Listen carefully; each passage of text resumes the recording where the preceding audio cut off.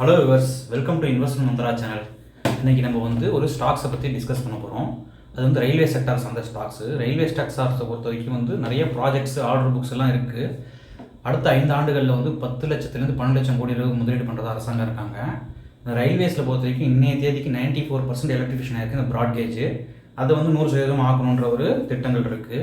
அதேமாதிரி இந்த கவாச் அப்படின்னு சொல்லக்கூடிய திட்டம், அதாவது கவாச் பாதுகாப்பு. 2 ரயில் ஒன்ஸ் ஒரே இதில் வருது அப்படின்னு பார்த்தீங்கன்னா அதை தடுக்கிறது, அதாவது இந்த ஆபத்தை தடுக்கிறதுக்காக அந்த கவாச் சிஸ்டத்தை இன்ட்ரடியூஸ் பண்ணுறதா இருக்காங்க.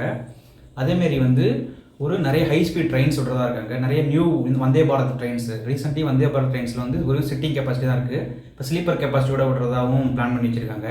அதேமாதிரி இந்த ஃப்ரைட் கார்ஸ், அதாவது ஃப்ரைட் கோரிடர்ஸ்க்காக பிரத்யேக தண்டவாளத்தை அமைக்கிறதா இருக்காங்க. அதாவது போகக்கூடிய கூட்ஸ் ட்ரெயினுக்கு தனி வழித்தடங்கள். ஸோ இதெல்லாம் பண்ணலான்ற கவர்மெண்ட் பிளானில் இருக்குது. அதேமாரி ஃப்ரெண்ட்லியான ஆப்ஸ் இன்ட்ரடியூஸ் பண்ணுறதா இருக்காங்க. ஸோ இதெல்லாம் பார்க்கும்போது நம்ம இந்த டெக்ஸ்மாக்கோ ரயில் அப்படின்ற ஒரு கம்பெனி கன்சிடர் பண்ணலாம். இந்த டெக்ஸ்மாக்கோ ரயில் கம்பெனி கிட்டத்தட்ட ஆரம்பித்து 80 ஆண்டுகள் ஆகுது. இந்த கம்பெனி என்ன பண்ணுது பார்த்தீங்கன்னா, இந்த ரயில்களுடைய சக்கரங்கள், இந்த ஃப்ரைட் கார்ஸ் மேனுஃபேக்சர் பண்ணுறது, அதனால் ரயில்வேக்கான அந்த ஸ்டீல் பிரிட்ஜஸ்ஸு, இந்த இன்ஃப்ராஸ்ட்ரக்சர்ஸு, இது போன்ற இதெல்லாம் மேனுஃபேக்சர் பண்ணி சேல்ஸும் பண்ணுறாங்க. இந்த கம்பெனி ஒரு மிகப்பெரிய பழமை வாய்ந்த கம்பெனி, நிறைய எக்ஸ்பீரியன்ஸும் இருக்குது. இந்த கம்பெனியை பொறுத்த வரைக்கும் நிறைய மேலை நாடுகளில் டைப் பண்ணி அங்கேயும் சேல்ஸ் பண்ணுறாங்க. உதாரணத்துக்கு ஜெர்மன், பிரிட்டன், யூஎஸ்ஸு, இதேமாரி ஆஸ்திரேலியா, ஹங்கேரி, அந்த மாதிரி நாடுகள்லாம் டைப் பண்ணி சேல்ஸும் பண்ணுறாங்க. இந்த கம்பெனியை இந்த ஒன்லி இந்தியன் கம்பெனி இதை சர்டிஃபை பண்ணியிருக்காங்க. யாருன்னா association of American railroads அப்படின்ற ஒரு அசோசியேஷன் இதை சர்டிஃபை பண்ணியிருக்காங்க. ஸோ நல்ல கம்பெனி. ஃப்ரைட் கார்லாம் நிறைய மேனுஃபேக்சர் பண்ணுறாங்க. நம்ம இந்தியாவோட கோர் இண்டஸ்ட்ரீஸ்னு பார்த்தீங்கன்னு வச்சுக்கோங்க, cement, steel, defence, chemicals, fertilisers, இதெல்லாம் கொண்டு போகிறதுக்கு பிரத்யேகமாக ஃப்ரைட் கார்ஸ் மேனுஃபேக்சர் பண்ணுறாங்க. நிறைய ஆர்டர்ஸ் நிறையா இருக்குது. கையில் பார்த்தீங்கன்னா இன்னைய தேதி 8000 கோடி அளவுக்கு ஆர்டர் புக்ஸ் வச்சுருக்காங்க. ஸோ ஃபியூச்சர்ஸில் இன்னும் நிறைய ஆர்டர்ஸ் வரதுக்கான வாய்ப்புகள் இருக்குது இந்த கம்பெனிக்கு. கன்சிஸ்டண்டாக நல்லா பெர்ஃபார்ம் பண்ணுறது. நாங்கள் இந்த ஸ்டாக்குடைய ப்ரைஸ் பார்த்தீங்கன்னா கடந்த இந்த ஒரு வருஷத்தில் பார்த்தீங்கன்னா 52 லோ ஒரு 86 ரூபா, 52 ஹை கிட்டத்தட்ட 300 வரைக்கும் போச்சு. ரிட்டர்ன்ஸ் பார்த்தீங்கன்னா கிட்டத்தட்ட 150% கொடுத்துருக்கு இந்த stocks. Compare to other railway stock compare பண்ணும்போது கொஞ்சம் கம்மி தான். இப்போ ஆர்விஎன்எல்லாக இருக்கட்டும், டிட்டாகார்காக இருக்கட்டும், இதெல்லாம் கம்பேர் பண்ணும்போது ரிட்டர்ன்ஸ் கொஞ்சம் கம்மியாக தான் கொடுத்துருக்கு. பட் ஆனால் ஆர்டர் புக் நிறையா இருக்குது. பின்றது கொஞ்சம் அதுதான் கொஞ்சம் கன்சிடரிங் ஃபேக்டர். அது 80-90 அந்த ரேஞ்சில் இருக்குது. பிஇ அதிகமாக இருக்குது. பட் ஆனால் ஆர்டர் புக் இருக்கிறதுனால ஃபியூச்சரில் ப்ராஜெக்ட்ஸு நிறையா வரதுனால நிறைய க்ரோத் ஆகிறதுக்கு வாய்ப்பு இருக்குது. ஏன்னா கவர்மெண்ட்டும் நிறையா ஃபண்டிங் பண்ணுறாங்க. நிறையா, அதாவது 1300 ரயில்வே ஸ்டேஷன்ஸை ஆக்கிறதா இருக்காங்க. த்ரூ பப்ளிக் ப்ரைவேட் பார்ட்னர்ஷிப் மூலியமாக கவர்மெண்ட் திங்க் பண்ணிருக்காங்க. ஸோ அதனால் இந்த ஸ்டாக் நம்ம கன்சிடர் பண்ண தாராளமாக லாங் டேர்முக்கு நமக்கு ஒரு நல்ல ரிட்டர்ன்ஸ் கொடுக்கக்கூடிய ஒரு ஸ்டாக்ஸ் இந்த ஸ்டாக்கு. அதேமாதிரி இந்த டெக்ஸ்மாக்கோ இந்தியாவில் மிகப்பெரிய ஸ்டீல் ஃபவுண்டரி வச்சுருக்காங்க. இந்த டெக்ஸ்மாக்கோ ரயில்ன்ற நிறுவனம். இந்த நிறுவனம் கொல்கத்தாவை தலைமையிடம் கொண்டு செயல்படுது. கிட்டத்தட்ட 6 மேனுஃபேக்சரிங் யூனிட்ஸ் இருக்குது. 5 யூனிட் வெஸ்ட் பெங்காலில் இருக்குது, 1 சத்தீஸ்கரில் இருக்குது. ஒரு நல்ல நிறுவனம். நம்ம தாராளமாக இந்த ஸ்டாக்ஸை கன்சிடர் பண்ண லாங் டேர்முக்கு. அடுத்ததாக நம்ம கன்சிடர் பண்ணக்கூடிய stocks REC, rural electrification corporation சொல்லுவாங்க. இந்த ஸ்டாக்ஸ் ஒரு நவரத்னா கம்பெனி, மினிஸ்ட்ரி ஆஃப் பவருக்கு கீழே வரக்கூடிய கம்பெனி.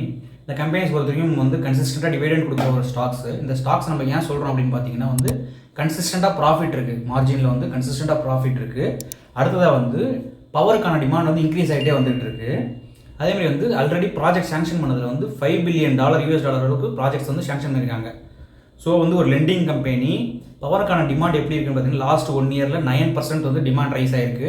ஏப்ரலில் மட்டும் 11% அளவுக்கு பவருக்கான டிமாண்ட் ரைஸ் ஆகிருக்கு. நமக்கு எது ஃபியூச்சர்ஸில் பவருக்கான டிமாண்ட் ஏற்றுறதுக்கான வாய்ப்புகள் தான் இருக்குது. நிறையா கம்பெனிஸ் வருது. வீட்லேயுமே ஏசி, ஃப்ரிட்ஜஸ்ஸு நம்ம ரொம்ப யூஸ் பண்ணுறோம். இன்றைக்கி ரொம்ப நல்லா செலவு பண்ணுறோம். அதனால் எலக்ட்ரிசிட்டி யூசேஜஸும் நிறையா இருக்குது. ரொம்ப ஆடம்பரமாக செலவு பண்ணுறதுனால நம்ம சொகுசாக வாழ்க்கையினால நமக்கு ஏசி, தேட்டர்ஸ் போகிறோம், எல்லா இடத்துலையுமே ஒரு சொகுசுன்றதுனால எலக்ட்ரிசிட்டிக்கான யூசேஜ் அதிகமாக இருக்கிறதுனால இந்த கம்பெனி லாங் டேர்முக்கு நம்ம பை பண்ணிக்கலாம். கம்பெனி என்ன பண்ணுறாங்க, லெண்ட் பண்ணுறாங்க, கடன் பண்ணுறாங்க. பிஇ பார்த்தீங்கன்னா ரொம்ப கம்மியாக இருக்குது. பிஇ 11 தான் இருக்குது. ஸோ மற்ற இந்த செக்டரில் உள்ள மற்ற இண்டஸ்ட்ரியை விட, மற்ற இண்டஸ்ட்ரி கம்பெனிகளோட பிஇயை விட இது ரொம்ப கம்மியாக இருக்குது. ஸோ லாங் டேர்முக்கு. அதேமாதிரி பவர் ஜென் ட்ரான்ஸ்ஃபர்மேஷன் ஷிஃப்ட்டில் போயிட்டுருக்கு. எல்லாமே நான் ரினியூவபிள் எனர்ஜின்னு சொல்லக்கூடிய அதுலேருந்து அது இப்போ எல்லாமே தெரியும். நம்ம கோல்லேருந்து தான் பெரிய அளவுக்கு மின்சாரம் தயாரிச்சிட்ருக்கோம்.